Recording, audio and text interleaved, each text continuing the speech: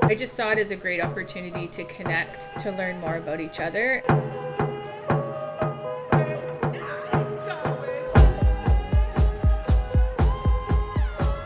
It's the story of millions of people who migrate. We've all felt out of place at some point. Why I am a filmmaker is more so a purpose and a mission.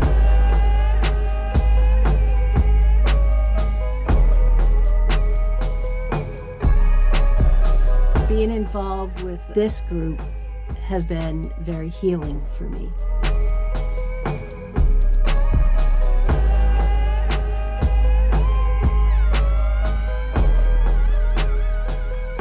Ago we met on Zoom and I didn't know what to expect, and we've been walking for 2 years together. I was on a journey of storytelling, of finding myself.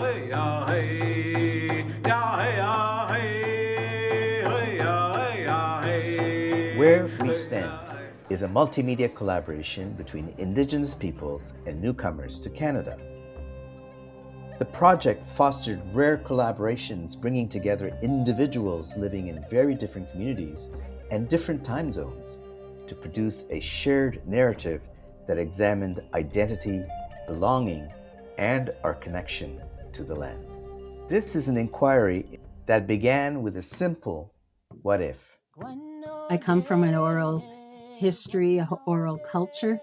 My great-grandparents, my grandparents, and my dad and mom, and all of my uncles and aunts were all storytellers. In those stories were often lessons or teachings for the ones that the story is being told to. And that's where we stand comes in. It's at the frontier of that whole idea of cross-cultural communications between different peoples who put together a creative project. The challenge was to partner with Native people to find projects that would expand or actually operationalize the findings of the Truth and Reconciliation Commission. Getting our message out there and trying to get people interested and invested in understanding the importance of where we stand and how that is important for each of us to know our position within our society, our workplace, our family, and even within ourselves, so that we can talk about our connections to each other. It allows people to build space together, be intentional about what they're sharing, and most importantly, to talk about their experience.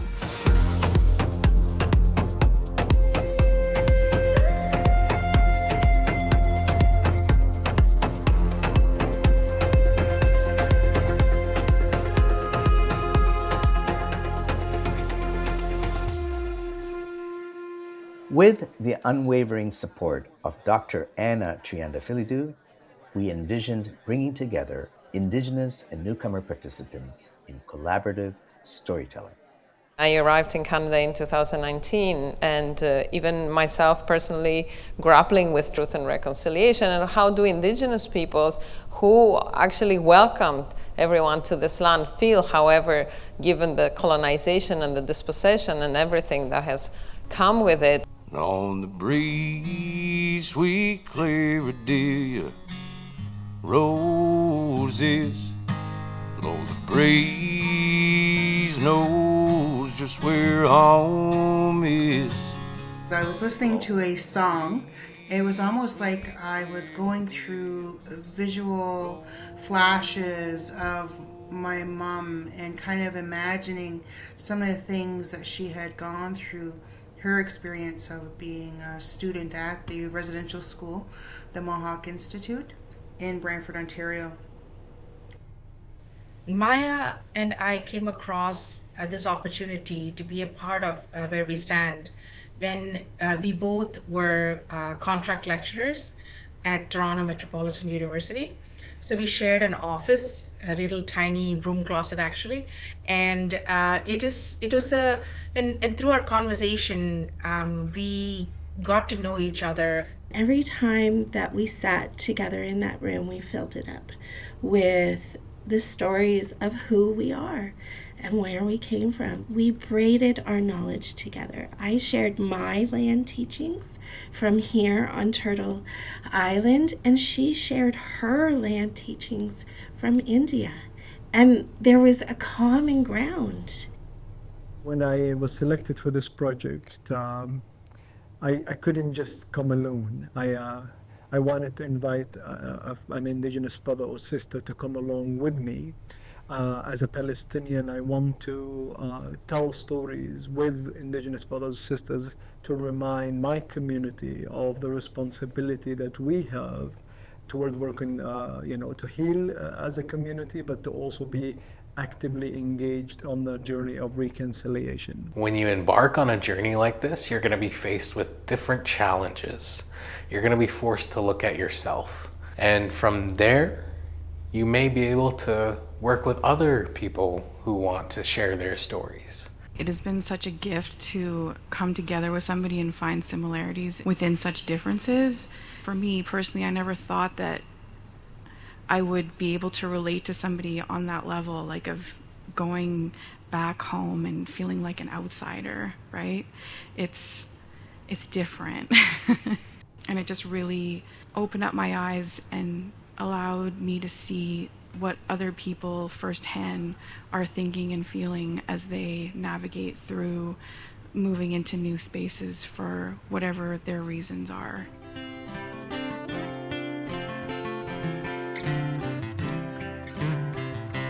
Make you know I work for what you earn. There's some things that you can't buy, you just gotta learn.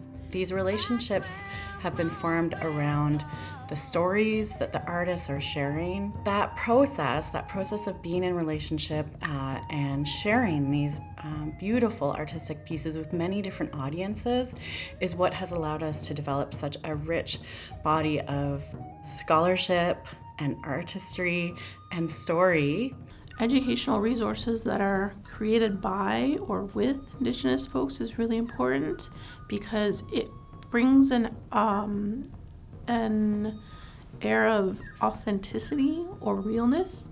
We did our project like through the phone, like how I'm doing it right now with her, and it's it is a bit of a challenge, but I feel like we overcame it and we created a great piece.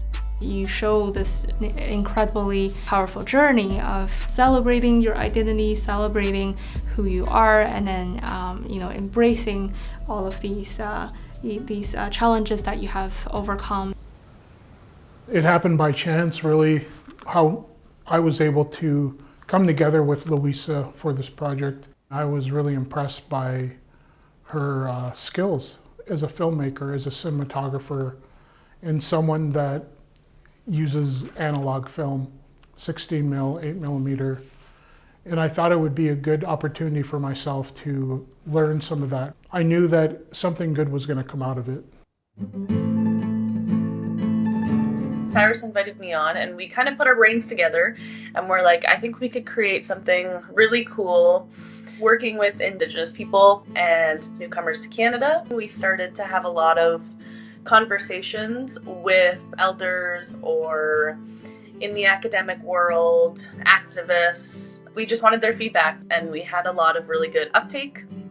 The two-row wampum belt and the relationships that we established with settlers, with non-Indigenous peoples, historically was about sharing the land, about respecting the land, was about honoring each other as human beings. My involvement in this has been really powerful and meaningful.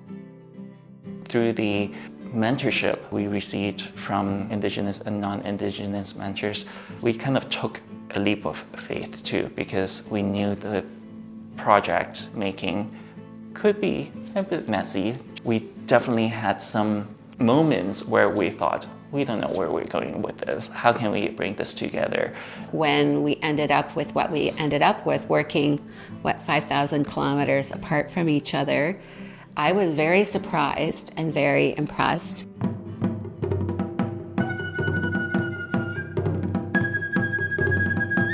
From national museums to art installations to keynote presentations, conferences, magazines, radio, television, and podcasts, the premiers carried stories of resilience and hope across the country. We built a circle. We gathered in downtown Toronto to unpack this awesome journey.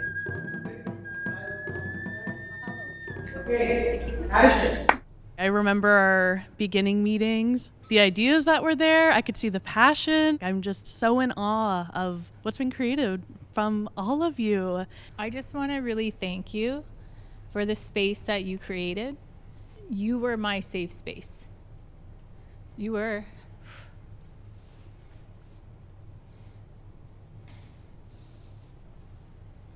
a strong, ongoing woman that I could turn to express myself. So I'm just really grateful, Nicole, that you were there to keep encouraging and offering light. What you've shared today, bringing me back to some of those moments of where we were and who I was at that time. I was a different person. And it's kind of jarring to think of who I was and what I was thinking in those moments. Since this project began, I now have 2 grandsons that I am so grateful for. This could be an iterative project in that we can keep building on who we were when we made this film. This particular collaboration actually engaged me in practical steps on the journey of reconciliation. It took me from the theory to practice by learning with you. But how could I use this energy, the feelings, the family, the food, everything we've done together to heal what has been broken? I was really intimidated by everybody because all of you guys' accolades and achievements and everything. After I got to know everyone, I'm happy to call all you guys my friends. I've always believed in the work. Just really grateful that Andrea took the risk.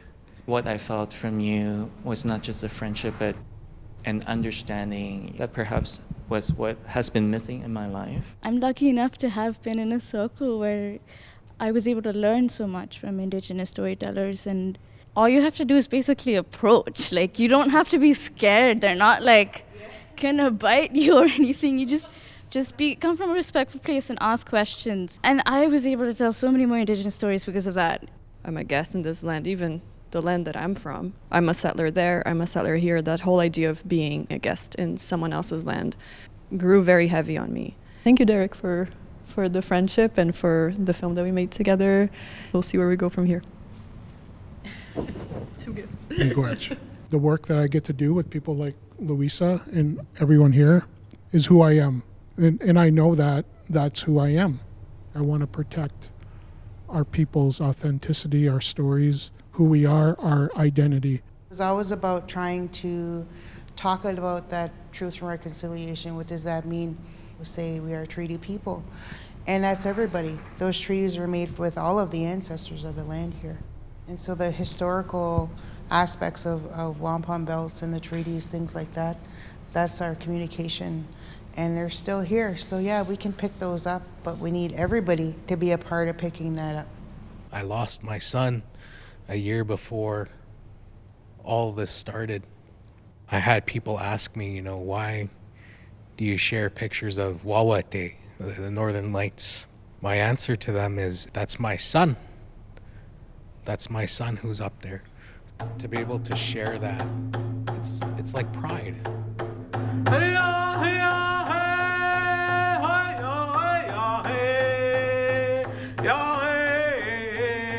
My spirit name is Shegnabi. It means giant water snake. I asked why my grandmother named me that, and she said because your grandmother knew you were going to protect the language and the culture. And that's exactly what my purpose is when I make films and TV shows and all that. It's like I want to protect our people's authenticity, our stories, who we are, our identity. I stand there in Palestine and I stand here. And throughout this journey, throughout this collaboration, of course, the conflict has begun in Palestine, and of course, you've been watching. Your support and community and love and family had given me a place of where I can lean on each other here, lean on you and say, look, I'm just terrified for my family and worried about them. You've given me a space where I can get on stage and tell you about my dreams and aspirations of one day living free and not living under occupation. Creativity and artistic exploration is something that's very, very, very essential for us to become better citizens and have better relations with one another. This has given me so many learnings about where I stand, I guess, where we all stand. This inspiring cohort offered the following wisdom. We are forever changed by the stories we allow ourselves to experience. I know it's not the end. A new story for us will be beginning. For us in Anishinaabe, there's no word for goodbye, but what I will say is Gigawabu Mininim Minoa. I'll see you all again. Thank you. Miigwech.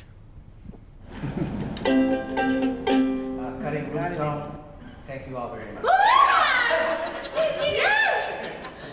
This is where we stand. The work is out in the world, but the relationships stay here in the circle. This is only the beginning of where we stand.